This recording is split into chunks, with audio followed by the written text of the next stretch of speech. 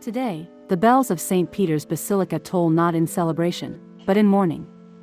Pope Francis, the 266th pontiff of the Roman Catholic Church, has passed away.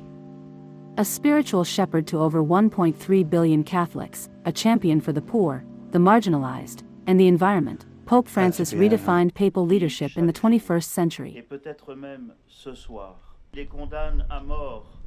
His death marks the end of a profound and often polarizing era in the Vatican. Whether admired or criticized, his papacy cannot be ignored. It was one that dared to confront modernity with mercy. And now, the world waits. The death of a pope sets in motion an ancient ritual, one veiled in secrecy, symbolism, and power. The papal conclave.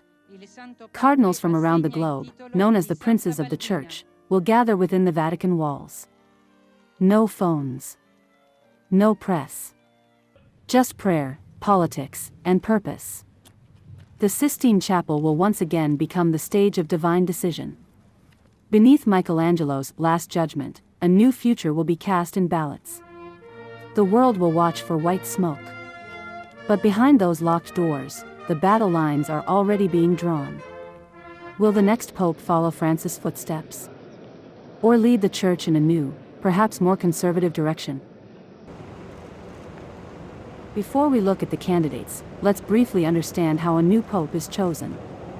When the papacy is vacant, either due to death or resignation, a conclave of cardinals under the age of 80 gathers in the Sistine Chapel.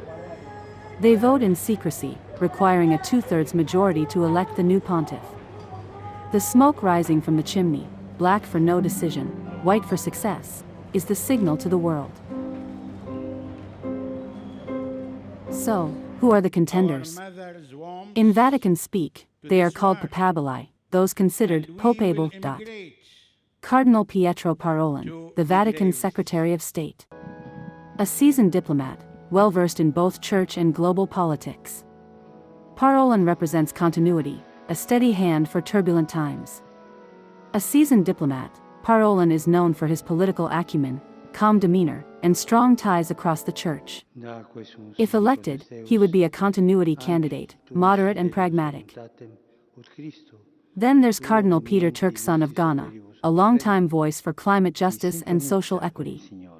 His election would be historic, the first African pope in over a millennium. Turkson has long been a symbol of the Church's presence in Africa. Though once considered a strong candidate, his star has faded slightly in recent years, but he remains a serious, if less likely, choice. Don't overlook Cardinal Matteo Zuppi from Bologna. Known for his progressive views and pastoral touch, Zuppi aligns closely with Francis' vision of a compassionate, outward-looking church. He's seen as a consensus builder and is often described as Francis 2.0, socially engaged, yet doctrinally balanced. But there are conservatives, too. Cardinal Raymond Burke, a sharp critic of Francis. And Cardinal Robert Serra from Guinea, a traditionalist with strong grassroots support. What's at stake isn't just theology. It's the very soul and direction of the Catholic Church. The choice of the next pope is not just a matter for Catholics. It has ripple effects across global politics, human rights, and diplomacy. Francis shaped the Church into a vocal advocate for refugees, the poor, and the planet. Will his successor build on that foundation, or pivot back to doctrine over activism? Cardinals like Christoph Schonborn of Austria or Jean-Claude Hollerich of Luxembourg have occasionally been floated as alternatives, especially among centrists looking for a middle path. But it's not just about theology or popularity, it's also about alliances. The College of Cardinals is now heavily tilted in favor of Francis appointees. Nearly 70% of the electors were chosen by him, which could favor a candidate aligned with his vision.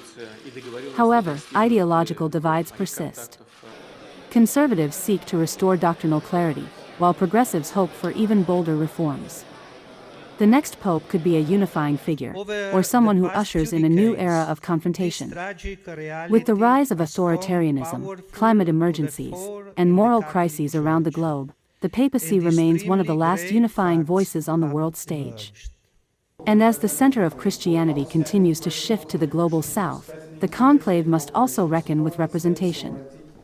Will this be the moment the Church truly reflects its global flock? Inside the Sistine Chapel, history will once again be written in silence and smoke.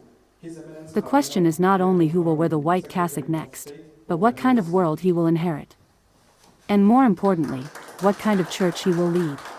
Whoever succeeds Pope Francis will face immense challenges, rebuilding trust after abuse scandals, revitalizing faith in a secular world, navigating global geopolitics, and redefining the Church's role in a rapidly changing society. Whether it's a diplomat like Parolin, a pastoral face like Tagle, or a surprise from the margins, one thing is clear: the next Pope will shape the soul of the Church, and perhaps the world, for decades to come. Who do you think will be the next Pope? Let us know in the comments, and don't forget to like, share, and subscribe for more global deep dives.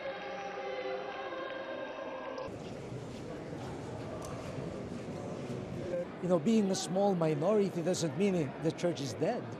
We believe that Jesus is alive, and he was born and he ministered, he died, and rose from the dead in Asia.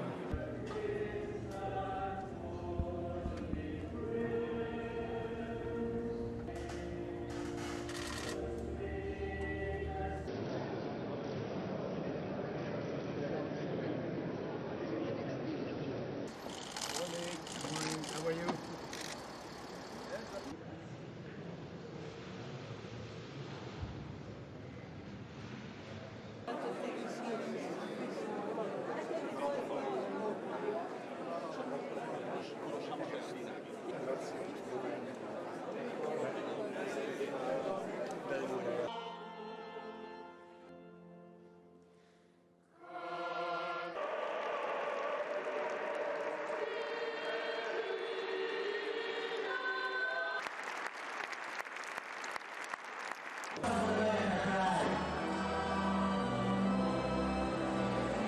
Advantage over those who have died.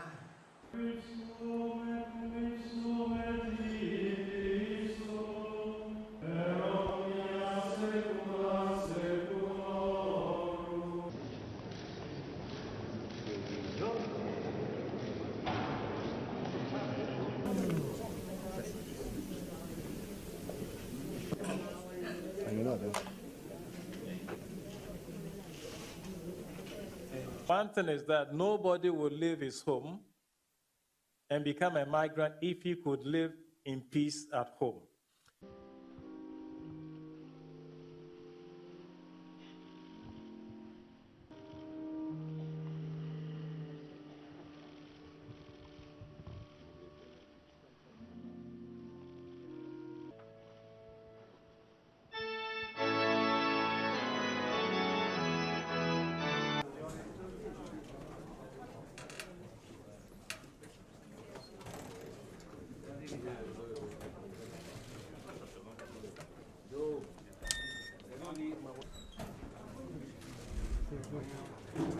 Abbiamo concluso.